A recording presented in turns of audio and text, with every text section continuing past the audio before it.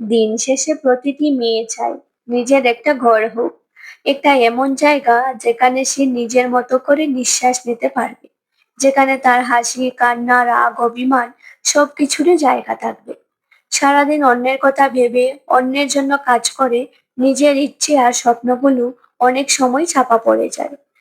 তাই দিনের শেষে সে শুধু একটা জায়গা খুঁজে, যেখানে কেউ তাকে বিচার করবে না, কেউ বলবে না এভাবে চলবে না, এটা করো না।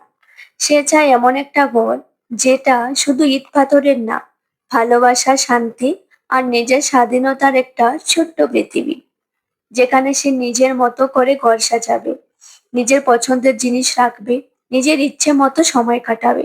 সেখানে কেউ তার স্বপ্নকে ছোট করবে না, বরং স্বপ্নগুলো একটু করে বাঁচতে দেবে। একটা মেয়ের জীবনটা বাইরে থেকে যতটা সহজ মনে হয়, ভেতরে ততটাই দায়িত্ব আর মানিয়ে নেওয়ার গল্প লুকিয়ে থাকে।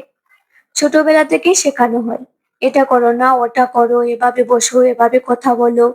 বড় হতে হতে নিজের অনেক ইচ্ছেই চুপ করে মেনে নেয়, শুধু সম্পর্কগুলোকে টিকিয়ে রাখার জন্য। কিন্তু তার মনও তো কখনো কখনো চায় একটু নিজের মতো করে বাঁচতে, একটু নিজের জন্য সময় রাখতে। তাই দিনের শেষে সে একটা নিজের জায়গা চায়, যেখানে সে নিজের মতো করে ভুল করবে, আবার সেখান থেকে শিখবে। যেখানে তাকে নিখুঁত হতে হবে না, শুধু মানুষ হয়ে থাকলেই চলবে। যেখানে তার নিজের কণ্ঠস্বর চাপা পড়ে যাবে না, বরং সে নিজের মনের কথা খুলে বলতে পারবে। এই ছোট্ট চাওয়াটা কোনো বিলাসিতা না, এটা তার অধিকার।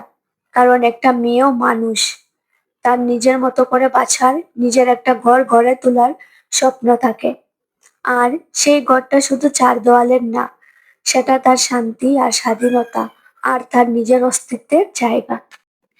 আমার এই ধরনের ভিডিওগুলো তোমাদের কেমন লাগে অবশ্যই কিন্তু কমেন্টে জানিও। আর আমার চ্যানেলে যদি নতুন হয়ে থাকো তাহলে অবশ্যই কিন্তু সাবস্ক্রাইব করে পাশে থেকো।